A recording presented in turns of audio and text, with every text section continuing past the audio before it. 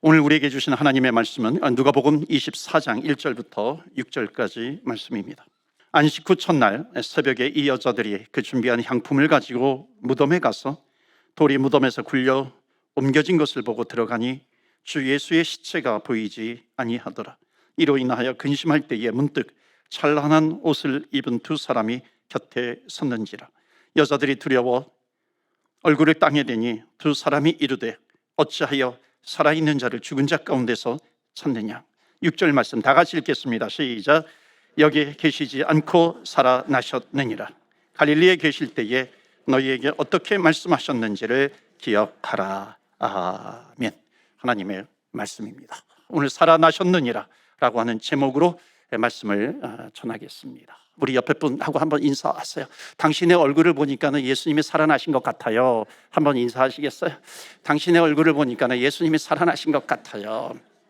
혹시 내가 이렇게 인사를 하고도 좀 민망하신 분 있지 않아요?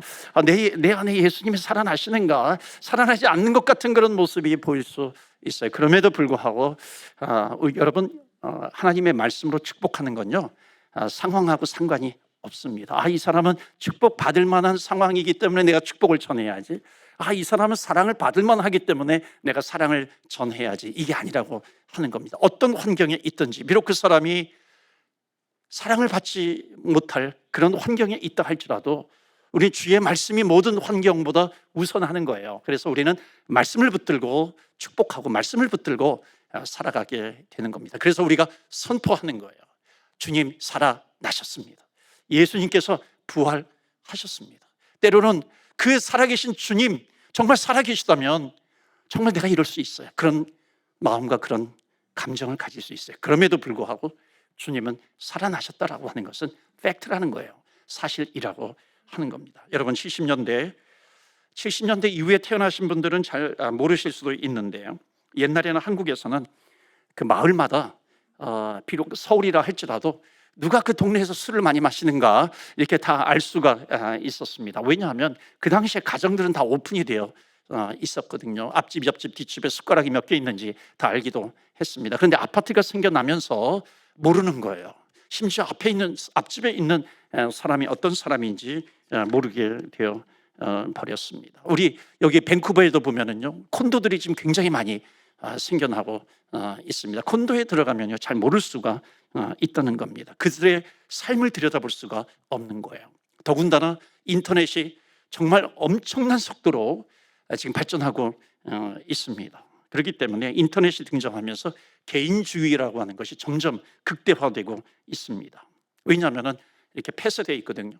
내가 얼마든지 내 방 안에서 무엇이든지 할 수 있어요. 그러다 보니까 어떤 일이 생기냐면은 삶이 보이지 않아요. 그러니까 뭐만 보이냐면 말만 보이는 겁니다. 그래서 여러분, 그런 얘기 들어보셨어요? 키보드 워리어. 들어보셨나요? 잘 모르실 수 있을 거예요. 신조어입니다. 새로 생긴 언어. 키보드 워리어. 그러니까 안방 의인, 이런 신조어들이 있습니다. 뭐냐면 키보드 하나만으로 세상의 뉴스를 보면서 댓글을 다는 거예요. 댓글을 다니면서 왜 저 사람이 저렇게 저게 문제야, 이 사람은 이게 문제야, 교회가 이게 문제야, 저게 문제야, 그러면서 어떤 의로운 의식을 가지고서 이렇게 댓글을 달게 되는 겁니다. 그러니까 의로운 시각으로 쳐다보니까요, 사람들이 그것을 보면서 몇 점만 남겼음에도 불구하고 막 환호하기도 하고 박수치기도 하고, 당신 같은 사람이 쓰임 받아야 되는데, 당신 같은 사람이 진출해야 되는데, 이렇게 생각하기도 한다는 겁니다. 그런데 우리가 아는 것이 있잖아요. 말이야 누군들 못하겠어요. 멋진 글이야 누군들 쓰지 못하겠는가.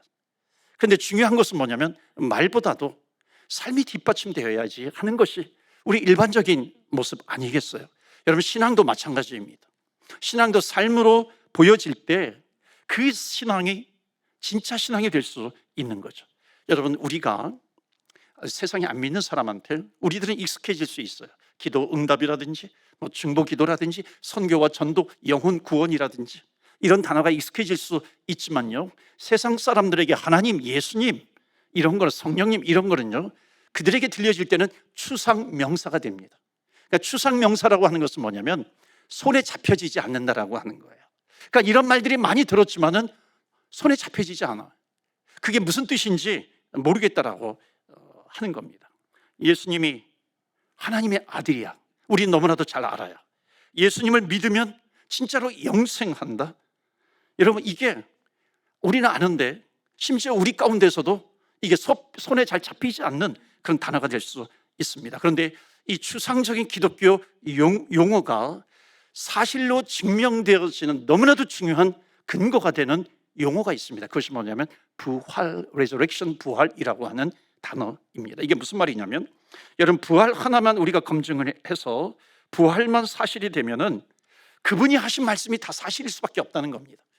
부활이 사실로 증명이 되면은 그분이 십자가에 죽기 전에 하셨던 모든 말씀이 사실이고요, 부활이 사실이면 그분이 부활하신 다음에 하신 이야기도 다 사실이 되는 겁니다. 그런데 부활이 거짓말이면요, 부활이 가짜가 되면은 그분이 십자가에 죽기 전에 하셨던 말씀도 다 가짜가 될 수 있어요. 다 믿지 못하는 그런 말씀이 될 수 있다는 겁니다. 우리가 로마서 강해 설교를 통해서 배운 말씀들이 있어요. 마음으로 믿고 입으로 시인하면 우리가 구원을 받게 된다는 겁니다. 여러분 들으셨잖아요. 율법이 아니라 우리는 믿음으로 구원을 받는다라고 하는 것. 예수 안에 있는 자는 결코 정죄함이 없느니라. 예수가 율법의 마침이 되었다라고 하는 것. 여러분, 이게 부활이 가짜면요, 거짓말이면 이 모든 말씀들이 다 거짓말이 될 수 있다는 겁니다. 그런데 거꾸로 부활이 사실이라고 한다면 부활 전의 이야기, 부활 이후의 말씀도 다 사실이 되는 거죠. 예수님께서 부활 이후에 제자들에게 나타나셨어요. 내가 너희들을 위하여 처소를 예비하러 간다. 내가 처소를 예비하면 다시 와서 내가 너희들을 천국으로 데려가겠다. 예수님께서 이렇게 말씀하시는 거죠. 나를 믿는 자는 영원한 생명, 영생을 얻게 된다라고 하셨던 이 말씀이요, 여러분, 부활이 사실이라면 부활 이후에 하신 이 말씀도 다 사실이 되는 것이기 때문에, 여러분, 부활이 사실로 증명되는 것이 우리들의 신앙에서 어찌 보면 가장 중요하다라고 하는 겁니다.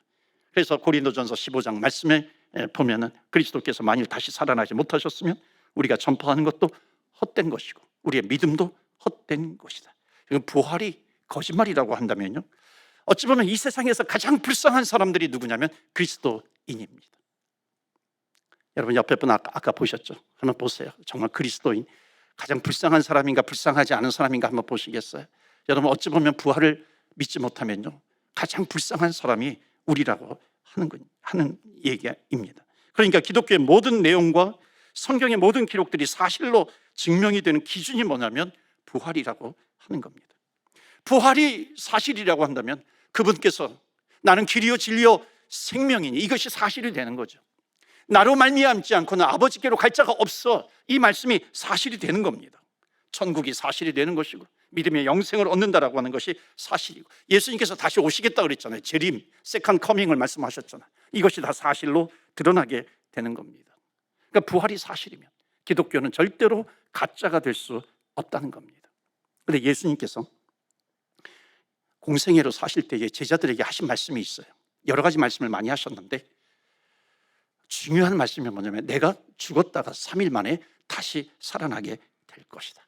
그런데 이 말이 들려졌는데 제자들은 이 말을 믿지 않았던 겁니다. 예수님께서 물 위를 걸으신 거, 이 기적을 내가 보았어요. 그래서 내가 믿어요. 물이 변하여 포도주가 되는 거, 내가 이것을 믿겠어요. 제자들이 볼 때에 수많은 병자들을 치유하셨잖아요. 수많은 병자들을 치유하신 거 내가 믿겠지만은 예수님이 죽었다가 살아나는 것, 이것은 내가 믿지 못하겠다라고 하는 겁니다. 이거는 있을 수가 없는 것이죠. 불가능하다고 여긴 겁니다. 그런데 예수님께서 십자가에 달려 죽으셨어요. 어느 날 예수님께서 십자가에 달려 죽으셨는데 제자들이 가만히 생각해 보니까 예수님께서 십자가에 죽으셨다라고 하는 그 말씀 내가 들은 것 같아요. 아, 십자가에 죽었네. 그런데 예수님이 다시 살아나신다라고 하는 것은 기억이 나지 않는 거예요. 믿지 않았기 때문에. 예수님이 다시 살아나신다, 이건 없는 거예요. 그렇기 때문에 이 제자들은 예수님이 십자가에 죽고 나니까는요, 우리 스승이 죽었잖아요. 그러니까는 우리 스승님 죽었네. 자기 고향으로 다시 돌아가는 거예요. 옛사람으로 돌아가서 고기를 잡는 겁니다. 그런데 예수님께서 진짜 부활하셨다는 거예요. 진짜 부활하셔서 베드로에게 나타나시고 갈릴리에서 고기를 잡고 있는 제자들에게 나타나신 것이고 의심하는 도마에게도 나타난 거예요. 고린도전서 15장 보시면요, 다 읽지는 않겠지만 거기에 보면 누구에게 나타나고 누구에게 나타나고 심지어 500여 명에게 동시에 나타나기도 했고 그 이후에도 부활하신 주님께서 나타나셨다라고 하는 겁니다. 여러분, 한 명, 두 명이면은요 부활하셨다라고 하는 것이 거짓말이 될 수 있지만은 어마어마한 사람들에게 부활하신 예수님이 동시에 나타나셨다라고 하는 겁니다. 그렇기 때문에 부활이 절대로요 몇몇 사람이 꾸며낸 이야기가 아니라고 하는 그 증거는 뭐냐면 너무나도 많은 부활의 증인이 있다는 겁니다. 그래서 심지어 유대인 역사학자 요세푸스가 얼마 되지 않았어요. 예수님께서 돌아가신 이후에, 십자가에 죽으신 이후에 얼마 되지 않았음에도 불구하고 이 많은 사람들이 예수님의 부활을 목격했다라고 하는 그 이야기를 그 역사책에다가 기록을 하기도 합니다. 그런데 더욱 결정적인 증거가 있는 겁니다. 여러분, 예수님을 따르던 제자들이, 여러분, 자기들이 따르던 그 스승이 허무하게 죽어버렸어요. 야, 허무하게 예수님께서 우리가 따르던 스승인데 죽어버렸는데, 그러니까 사람들이 막 조롱하지 않겠느냐. 그러니까 우리가 좀 짜자. 우리가 좀 짜가지고 희대의 사기극을 좀 펼치는 겁니다. 예수님께서 부활하셨다고 우리가 속이자. 그래야 우리가 사람들한테 뭔가 할 말이 있는 거지. 여러분, 만약에 제자들이 이렇게 부활이라고 하는 아주 인류 역사상 최대의 사기극을 꾸며낸 이야기라고 한번 생각을 해보세요. 한 명도 아니고 두 명도 아니고 예수님을 따라다니던 제자들이 자기들이 꾸며낸 이야기에 대해서 여러분 십자가 처형을 당하면서 12명 모두 다 십자가에 죽을 수 있겠는가라고 하는 거예요. 12명 모두 다 자기네들이 꾸며낸 그 이야기에 대해서 순교를 당할 수 있겠는가라고 하는 겁니다. 여러분, 주님께서 다시 살아나셔서 그 제자들에게 나타났을 때 그 부활하신 예수님의 모습을 보면서 이 베드로도 부활하신 주님을 증거하다가 십자가에 못 박혀 거꾸로 죽게 됩니다. 안드레도 십자가에 죽죠. 빌립과 바돌로메, 마띠아, 가룟 유다 대신에 제자가 되었던 마띠아도 예수 부활을 전하다가 십자가형을 받았습니다. 야고보 목이 베어서 순교당했습니다. 헤롯 왕에게, 이게 성경에 나오죠. 도마 인도에까지 가가지고 거기에 창에 찔려서 순교를 당합니다. 마태 알페오의 아들 야고보 돌에 맞아 순교를 당합니다. 시므온 페르시아에서 복음을 전하다가 톱으로 잘려서 토막 나서 죽습니다.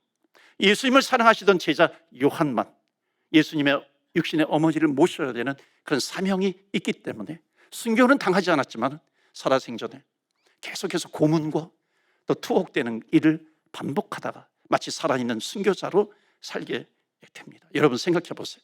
어느 바보가 자기끼리 모여가지고 꾸며낸 이야기에 대해서 한 명도 아니고 12명 모두 다 순교할 수 있단 말입니까? 세상에 어떤 바보들이 자기들이 꾸며낸 이야기를 증명하기 위해서 자기 목숨을 바쳐요. 그럴 사람이 어디 있겠습니까? 그러니까 이들이 순교할 수 있는 이유는 오직 한 가지라는 거예요. 예수 그리스도의 부활이 사실이기 때문에, 예수님께서 진짜로 부활하셨기 때문에, 부활이라고 하는 것은 꾸며낸 이야기가 아니라 사실이기 때문에 예수님이 말씀하신 것이 모든 말씀이 사실이라는 겁니다. 예수님 부활 이전에 하셨던 말씀도 사실이 되는 것이고 예수님 부활 이후에 하셨던 말씀도 사실이라는 거예요. 이 당시에 산헤드린 공의회, 그 유대인들 지금으로 말하는 의회입니다. 산헤드린 공의회에서 너무나도 들풀처럼 이 소문들이 막 퍼져나가니까 지금으로 말하면 이렇게 알바생들을 구하는 거예요. 알바생들을 구해가지고, 야, 지금 너희들 거짓말로 좀 역소문을 퍼뜨려라. 제자들이 예수의 시체를 훔쳐다가 예수 부활했다 그렇게 전하더라. 그렇게 너희들 역으로 좀 이렇게 루머를 좀 퍼뜨려라 라고 하는 거예요. 그럼에도 불구하고 예수님의 그 부활은 사실이기 때문에 예루살렘 넘어서 유다를 넘어서 사마리아를 넘어서 땅끝까지 이르러서 예수의 부활의 소식이 계속해서 전파되는 겁니다. 여러분, 예수님은 살아나신 줄로 믿습니다. 아멘. 우리가 그 시대에 예수님이 부활하신 것은 우리가 제자들처럼 목격하지는 못했어요. 그러나 이제는 더욱 중요한 것은 뭐냐면 우리가 예수님의 부활을 목격하지는 못했지만 이 시대에 중요한 것은 그 부활하신 예수님을 내가 받아들이는 거예요. 그 부활하신 예수님을 내가 믿는 것이라 하는 겁니다. 이것이 중요한 시대입니다. 누구든지 그분을 내 마음속에 모시면 그분의 생명이 내 안으로 들어오게 된다는 거예요. 부활의 생명을 부활의 주님을 믿으면 내가 영원히 살게 된다는 겁니다. 아, 이분이 정말 생명이구나. 내가 이분을 붙들어야 되겠구나. 부활하신 주님을 받아들이게 되면은 생명 되신 주님께서 내 안에 오시는 거예요. 이분이 생명이기 때문에, 내가 이분을 믿기 때문에, 받아들였기 때문에 내 안에 생명이 있구나 하는 것을 믿게 되는 겁니다. 그리고 구원을 받는 거죠. 그래서 우리는 예수님이 그냥 오신 것 자체가 중요한 것이 아니라 이제는 내가 예수님을 믿는 것이 중요한 겁니다. 하나님이 세상을 이처럼 사랑하사 독생자를 주셨으니 이는 뭐라 그래요? 그를 믿는 자마다 멸망하지 않고 영원히 살게 된다라고 하는 이 믿음이 너무나도 중요합니다. 그래서 오늘 마지막 본문의 말씀 보시겠어요? 누가복음 24장 5절 마지막 부분에 보시면 어찌하여 살아있는 자를 죽은 자 가운데서 찾느냐. 6절 말씀 다 같이 읽겠습니다. 시작. 여기 계시지 않고 살아나셨느니라. 아멘. 여기까지만 할게요. 여기 계시지 않고 살아나셨느니라. 여러분, 이것처럼 반가운 소식이 없어요. 이것처럼 굿뉴스가 어디 있겠어요? 그레이트 뉴스예요. 예수님께서 무덤에 있는 것이 아니라, 그래서 오늘 본문의 말씀 앞에도 보면 빈 무덤이에요. 예수님께서 살아나셨느니라. 예수님께서 부활하셨느니라. 여러분, 살아나셨다라고 하는 의미가 뭐냐면 이거예요. 여기에서 살아나셨다라고 하는 것은 예수님께서 한 번 나에게 오셔서 나에게 영원한 생명을 주시고 다시 떠나신 것이 아니라, 살아나셨다라고 하는 것은 예수님께서 내 안에 오시고 그 다음에 떠나시는 것이 아니라 내 안에 계속해서 계신다라고 하는 겁니다. 예수님께서 영원토록 내 안에 계시다라고 하는 거예요. 믿으십니까? 아멘. 그렇기 때문에 우리가 찬양하잖아요. 살아계신 주 나의 참된 소망